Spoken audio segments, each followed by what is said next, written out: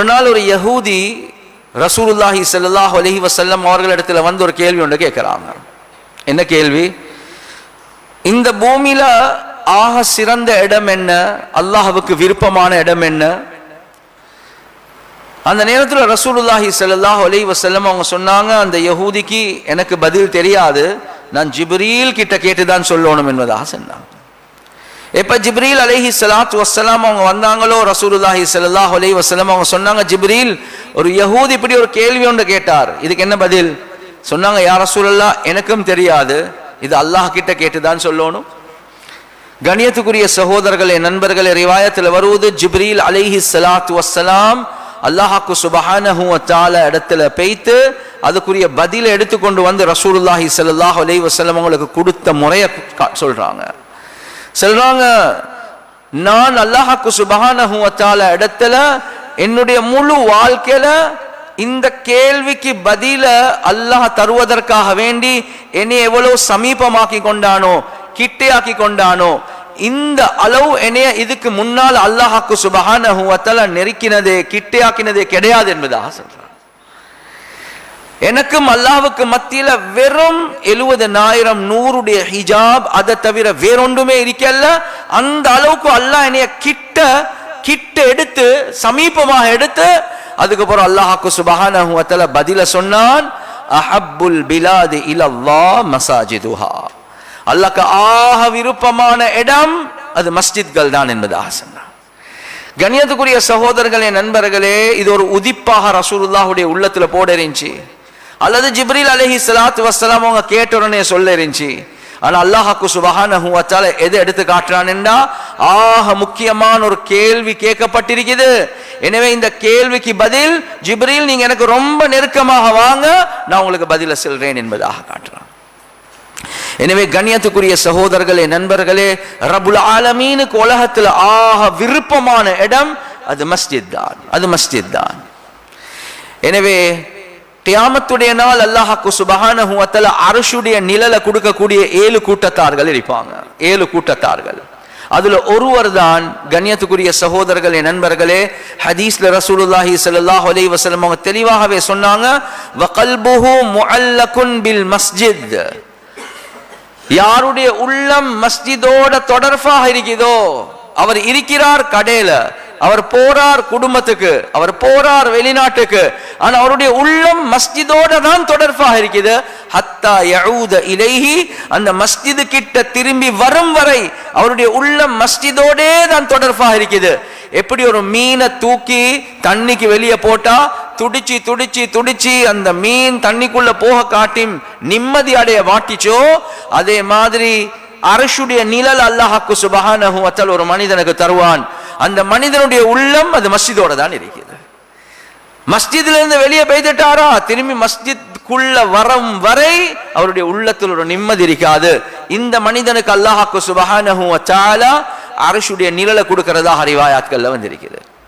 இன்னொரு ஹதீஸ்ல ரசூலுல்லாஹி ஸல்லல்லாஹு அலைஹி வஸல்லம் அவங்க தெளிவாகவே சொன்னாங்க, மன் அலிஃபல் மஸ்ஜித அலிஃபஹுல்லாஹ், யார் மஸ்ஜித நேசிக்கிறாரோ அல்லாஹ்க்கு சுப்ஹானஹு வ தஆலா அந்த மனிதனை நேசிக்கிறான் என்பதாகவே வரும்.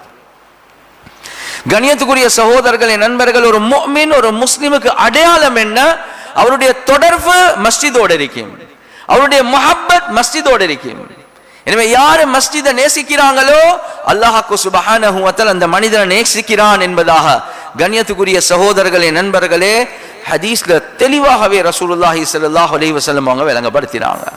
எனவே கண்ணியத்துக்குரிய சகோதரர்களே, நண்பர்களே, எனவே மஸ்ஜிதோட சம்பந்தப்பட்ட எந்த ஹிதுமத்தாக இருந்தாலும், எந்த வேலையாக இருந்தாலும் அல்லாஹ்க்கு சுப்ஹானஹு வ தஆலா அதை கண்ணியப்படுத்துறான், அல்லாஹ் அதை சங்கப்படுத்துறான்.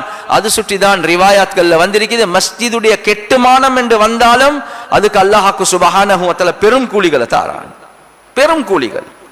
ஹதீஸ்ல முதலாவதாக வருவது, மன் பனா லில்லாஹி மஸ்ஜிதன் பனல்லாஹு லஹு பைத்தன் ஃபில் ஜன்னah, யார் அல்லாஹ்க்காக வேண்டி ஒரு மஸ்ஜிதை கெட்டுறாரோ அல்லாஹ்க்கு சுப்ஹானஹு வ தஆலா அவருக்கு சொர்க்கத்தில் ஒரு வீடு ஒன்று கெட்டுவான்.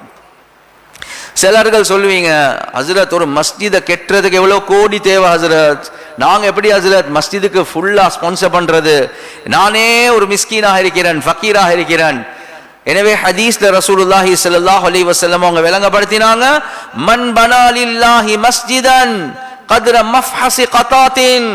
கதாத் என்று சொல்றது ஒரு பறவை. அந்த பறவை முட்டை போடுறதுக்காக வேண்டி பூமியை கொஞ்சம் தோண்டி ஒரு இடத்துல உட்கார்ந்து கொள்ளும். எனவே அதனுடைய வீட்டுடைய சைஸ், அது முட்டை போடுறதுக்காக வேண்டி இருக்கக்கூடிய சைஸ், எங்கட மொழியில சொல்றதாக இருந்தா ஒரு செங்கல்லுடைய சைஸ்.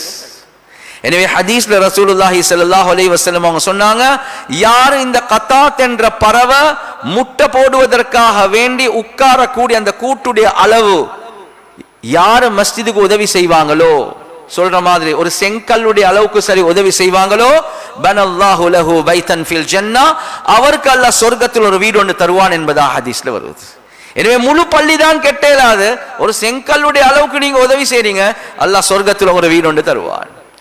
சில ஃபகீர்கள் சொல்லலாம், ஹஸரத் எங்களுக்கு ஒரு செங்கல்லுடைய அளவுக்கு கொடுக்கக்கூடிய அளவுக்கும் இல்ல, அவ்வளோ பரம ஏழையா இருக்கிறான், என்ன செய்யறது?